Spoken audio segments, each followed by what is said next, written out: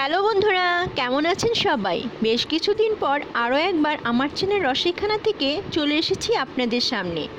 আজ রসাইখানা নিয়ে এসেছে এক কথায় সবার পছন্দের খাবার। ছোটদের এই নাম শুনলেই মুখে পানি চলে আসে, চিকেন উইংস। সিপির এই খাবারটি সবার অনেক পছন্দ, আবার দামও অনেক বেশি। তাই আমি আজ অল্প খরচে এবং অল্প সময়ে সিপি স্টাইলে বানিয়ে দেখাবো চিকেন উইংস। আমার এই রেসিপি দেখে আপনারা বাসায় খুব সহজেই অল্প খরচে বানিয়ে নিতে পারবেন। আমার এই নতুন ধরনের এরকম রান্না দেখতে চাইলে আমার চ্যানেলটিকে সাবস্ক্রাইব করবেন আর পাশে থাকা বেল আইকনটি ক্লিক করবেন, যাতে আমার রেসিপিগুলো আপনার কাছে পৌঁছে যায় সবার আগে। আর যদি ফেসবুক পেজ থেকে দেখেন তাহলে আমার পেজটিকে ফলো দিবেন। চলুন তাহলে শুরু করি।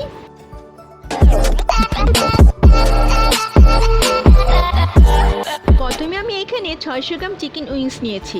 আপনারা চাইলে চিকেনের লেগ পিসও নিতে পারেন, কিন্তু আজ আমি সিপি স্টাইলে বানাবো, তাই শুধু চিকেন উইংস নিয়েছি। এখন এগুলোকে কেটে ছোট করে নিব। এভাবে করে আমি সবগুলো কেটে পিস করে নিব।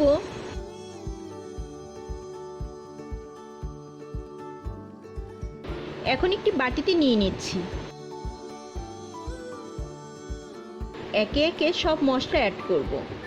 1 চামচ লবণ দিয়ে দিব। লবণটা একটু বুঝে দিবেন, কারণ এখানে আমি কিছু সস ইউজ করব, তাতে লবণ থাকে।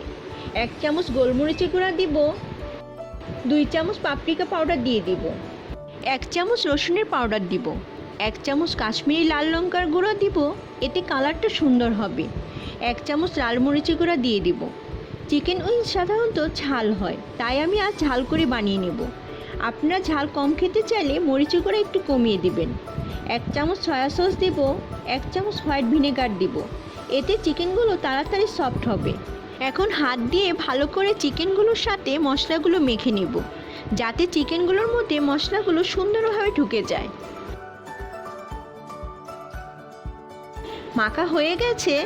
এই পর্যায়ে একটি ডিম দিয়ে দিব, আবার মিশিয়ে মেখে নিব।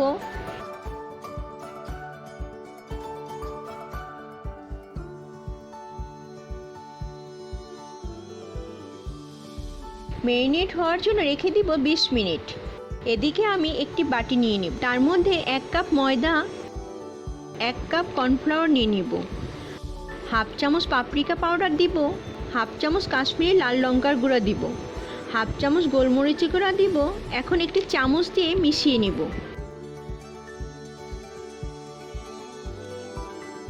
মেশানো হয়ে গেছে। আমি লবণটা দিতে ভুলে গিয়েছিলাম। এখন 1 চামচ লবণ দিয়ে দিব, আবার মিশিয়ে নেব। একটা উইংস নিয়ে ময়দার কোট করে নেব। বাড়তি ময়দাগুলো ঝরিয়ে একটি প্লেটে নিয়ে নেব। এভাবে করে আমি সবগুলো উইংস কোট করে নেব। হয়ে গেছে। এখন চুলার কাছে চলে যাব ভাজার জন্য। একটি প্যানে পর্যাপ্ত পরিমাণে রেগুলার রান্নার তেল নিয়ে নেব, যাতে চিকেনগুলো ডিপ ফ্রাই করা যায়। ভালো করে তেলটা গরম হয়ে গেছে। এখন একে একে চিকেন উইংসগুলো দিয়ে দিব। একবারে দিব না, ফাঁকা ফাঁকা করে দিয়ে ভাজবো।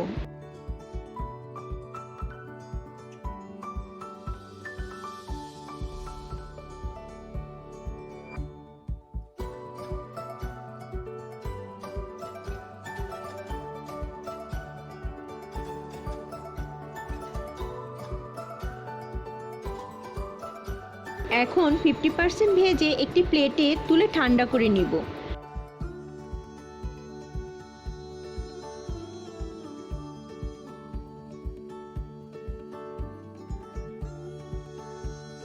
আবার তেলে দিয়ে পুরোটা ভেজে নিব, এতে উইংসগুলো সুন্দর করে ভাজা হবে। এখন আবার ভেজে নিব লাল করে। শুধু খেয়াল রাখতে হবে তেলটা যেন অনেক গরম থাকে। হয়ে গেছে। এখন একটি প্লেটে উঠিয়ে নেব। সবগুলো ভেজে নেব। এর পর্যায়ে একটি প্যানে অল্প সিসিমি নিয়ে ভেজে নিব, কাঁচা ভাবটা চলে যাওয়া পর্যন্ত। এটি দিয়ে আমি গার্নিশ করব। এটি অপশনাল, আপনাদের হাতের কাছে না থাকলে নাও দিতে পারেন, কিন্তু সিপিতে এটা দেয়, দেখতে সুন্দর এবং আকর্ষণীয় লাগে। হয়ে গেছে। একটি বাটিতে নামিয়ে নিব। আবার প্যান বসিয়ে 2 চামচ বাটার দিয়ে দিব। আপনারা চাইলে ঘি ইউজ করতে পারেন। বাটারটা মেল্ট হয়ে গেছে। এখন আমি 1/2 কাপ বারবিকিউ সস নিয়েছি, দিয়ে দিব। 2 চামচ মধু দিয়ে দেব, 2 চামচ রেড চিলি সস নিয়েছি দিয়ে দিব। সব কিছু মিশিয়ে নিব। এটা বেশি ঘন করতে হবে না, জাস্ট সব কিছু একসাথে মিশিয়ে নিলেই হয়ে যাবে।